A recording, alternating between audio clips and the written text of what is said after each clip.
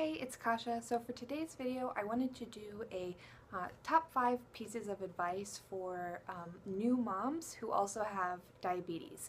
Now, I myself am a type 1 diabetic and I gave birth to my first baby. She is now 10 and a half months old. So in this video, I'm definitely going to be focusing on my experience as a new mom. So I'm going to call it like the first 3 months of her life. And now that she's 10 months old, I've had some time to reflect on that. If a type 1 diabetic pregnancy is something that you're interested in, I did film weekly updates when I was pregnant with her starting at 5 weeks. So check out my channel and you can go through and look at each weekly update I did during my pregnancy. Alright, so let's get into the video. Number 1 piece of advice I have for new moms who have diabetes is don't forget that your blood sugar management still matters even though you've had the baby. We all know that having really tight control of your blood sugars is important when you're pregnant, but why should that stop after you've had the baby? Sure, it's true that there's a lot more room for error there, a lot more wiggle room when you're not carrying a fetus inside of you. However, having good blood sugar control when you're a new mom helps you tremendously. It is so much harder to do the tough job of being a mom if your blood sugars are constantly running between highs and lows. Try having blood sugars that are always low and also have a screaming baby. It's really difficult. So I would say take what you learned about tight blood sugar control during your pregnancy and continue to apply those things.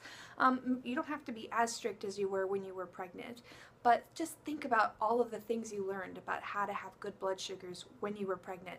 Keep applying that stuff. This is especially important if you are a breastfeeding mom, because having good blood sugars can't hurt when your baby is still getting something from your body.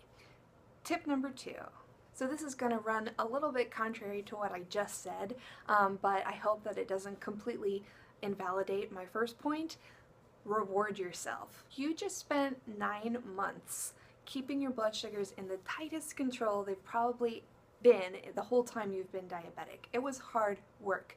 Being diabetic and being pregnant is like having a 24/7 job. It's arduous, to say the least. So reward yourself. So after you have the baby and after you deliver your placenta, your numbers will start to drop and your blood sugars quickly will return to what they were pre-pregnancy. So this probably means you're going to need just about a third of the insulin you were taking at the end of your pregnancy.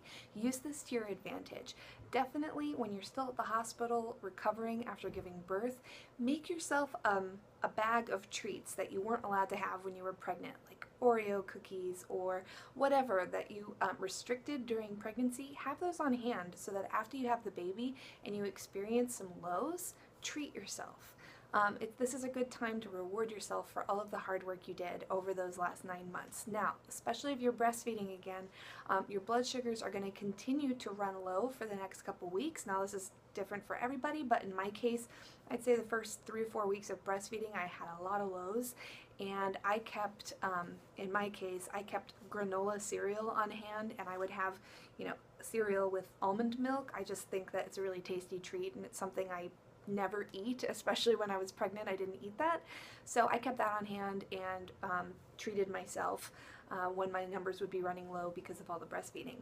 Tip number 3, keep rapid acting glucose near you at all times. Put it in different places around your house. Your blood sugars are going to be pretty wonky after you have a baby, and especially those lows can be quite intense and come on quickly and come out of nowhere if you're breastfeeding, like I've already mentioned. So make sure that you have a really rapid acting glucose to correct those lows, and have them in different places around the house so that you don't have to like get up and go somewhere. Like for instance, if your baby falls asleep on you and you don't want to get up and disturb your baby, but your blood sugar's low, it's so much easier if you have something nearby. So what that looked like in my case was I kept those glucose shots. You can, it like comes in a little bottle and you can get them at any pharmacy, CVS or Walgreens, and it's like a rapid acting liquid glucose that goes straight into your system and it corrects those lows. So I had them next to my bed, I had it next to the place on the couch where I like to breastfeed, I had them in my kitchen, obviously. Keep them scattered around your house where you know you're going to be, and whatever that is for you, that might be juice, it might be some sort of snack. Keep rapid acting glucose carbohydrate somewhere near you. Alright, piece of advice number 4. Be prepared to start from scratch when it comes to your blood sugar regimen or your diabetes regimen. And maybe I'm exaggerating a little bit when I say to start from scratch, but not much. After you have a baby, everything about your life is going to change. First of all, just your body, okay? So your hormones are acting differently. Your blood sugars are not going to respond the same way they did before you had the baby. Everything's going to be a little bit different, especially those first few months. It's going to take a while for your body to regulate again and to get back to normal. If you're breastfeeding, this complicates things even more. Other things that change, your activity level is going to change, your eating is going to change, your schedule of how you eat is going to change. Your entire life is now centered around this baby. So everything's different. You're not doing the same things you were doing before you had the baby. Now, hopefully, as the baby gets older, you will start to fall back into a routine that you're familiar with. But those first few months are really tough, which means that your blood sugars are not going to behave in a very predictable way. So just be mentally prepared to kind of start from scratch. You're going to need to figure out again what your basal rate should be if you're on an insulin pump. You're going to need to figure out your carb to insulin ratio. It might be different depending on breastfeeding and activity levels and things like that.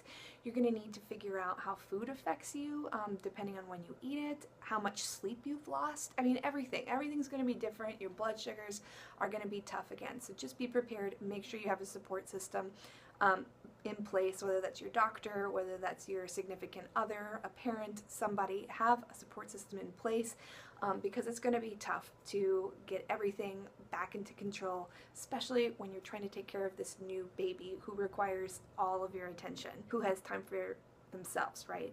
All right, my 5th and final piece of advice or tip for a new mom who also has diabetes is don't underestimate the power of your insulin. So this comes from personal experience.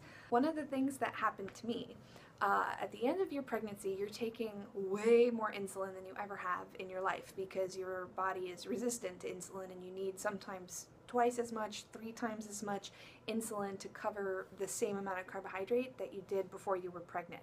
So for me, I just got really accustomed to taking large amounts of insulin to cover my food at the end of my pregnancy. Now, after I had the baby and my blood sugars dropped, and were running low, I knew this would happen. In my head, intellectually, I understood that this would happen, but there was still a part of me that didn't believe that such a small bolus would cover the food because I was still in pregnancy mode. So what I did quite a bit, and actually this took months for me, to retrain my brain to trust that my insulin was going to work. I would over-bolus, consistently. I would over-bolus, even though I would see that I would give myself a large amount and my number would drop way low.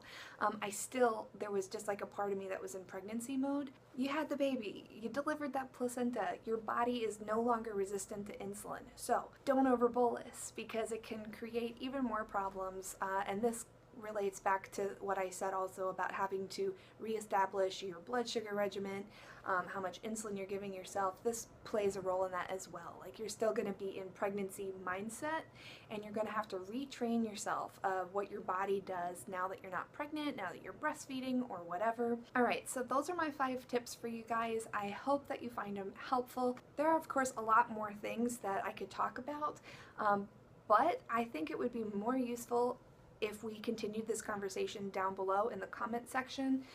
I feel like I've built somewhat of a community of other type 1 diabetics, and I feel like we all have advice for each other that we could share. So if any of you have had babies and also have diabetes, leave your tips down below as well. If there's something that I didn't mention that you felt was really important for you, leave that all down below because this can be really helpful for other type 1 diabetics who don't know what to expect after they've had a baby.